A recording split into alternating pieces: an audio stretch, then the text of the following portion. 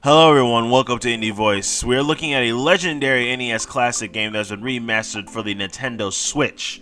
It is called Blaster Master Zero. But before we start that, today's episode and video review is brought to you by SkyTerra-Review. Do you need help with publicity? Do you need help with getting your game funded or at least shown to get more funding for your game on Kickstarters or Indiegogo? Check out SkyTerra-Review. Send us an email and show us the gameplay or the gameplay demo, and we'll see what we can do to help you out and make sure it succeeds. Thank you, and let's get back to the review. So the game focuses on a young man named Jason that is a techno genius in the field of robotic engineering. He discovers a strange frog-like creature, like literally it looks like a frog. It has mysterious markings. There's no sign of records to show what this creature is, so he named it Fred. And I know, Fred. It's like Fred the Frog. Come on.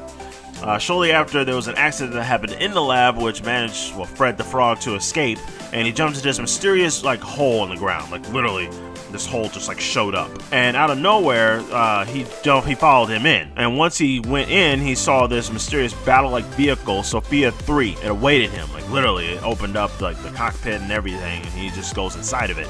Once inside, he decides to take Sophia 3 and goes on this big adventure in this vast subterranean world in search of Fred. Now, the genre of this game is action-adventure. The game story is pretty interesting and everything else. What my opinion is, this game has been pretty much a fun, retro-style game. I played a little bit of the very first Blastmaster, but I can't remember. It's been quite a while. For those that are veterans of playing the very first one, please comment down below and tell me what you thought of the very first one compared to the brand new remastered version of the first one. So this game was created by Intel Creates. Now they decided to create this game to make adding the original modern pixel art concepts to the brand new old version. So it harkens back to the glory days of the NES with new boss fights, new areas to explore, a host of new features, upgrades. Blaster Master Zero is a fresh new blasting experience for newcomers and series veterans alike. Now I'm not technically a veteran. I only played a little bit, probably as a kid. I'm trying to remember. It's been quite some time. It has its new aspects of going from a tank people's perspective to the go to third person high definition. This looks like Metroid fusing with Legend of Zelda type of stuff. You will notice it throughout playing this game or looking at this gameplay video that it does have a bit of Legend of Zelda aspects, followed by there is a lot of new features that this game has added. There is co-opable mode. Apparently there's supposed to be where the one person takes control of the tank while the other person gets to shoot the bullets around, or the one person gets to get out of the tank while the other person controls the tank itself and starts shooting about. This game has been pretty fun for me after I played it for the past 4 days, but I'm just showing the areas 1 and 2 for this. I don't want to spoil anything or show too much or something. But anyway, this game has been pretty much of a good, fun game for $9.99 on Nintendo Switch. I say take a look at it. I mean, this game has been...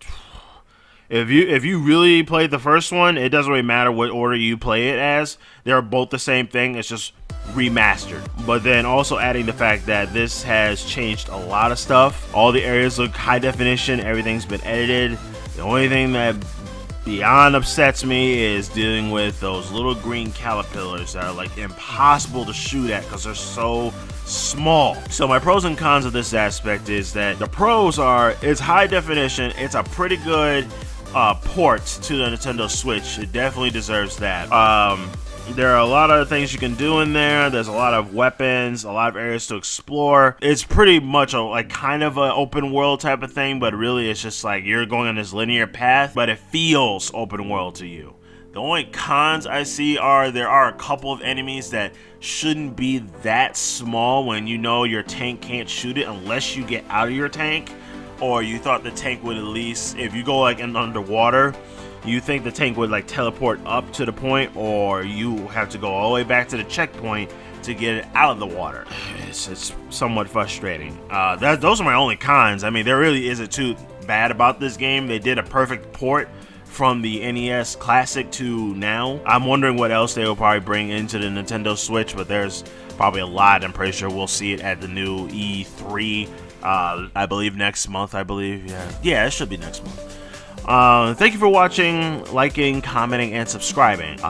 Keep playing awesome video games, keep playing retro video games, and keep being awesome gamers.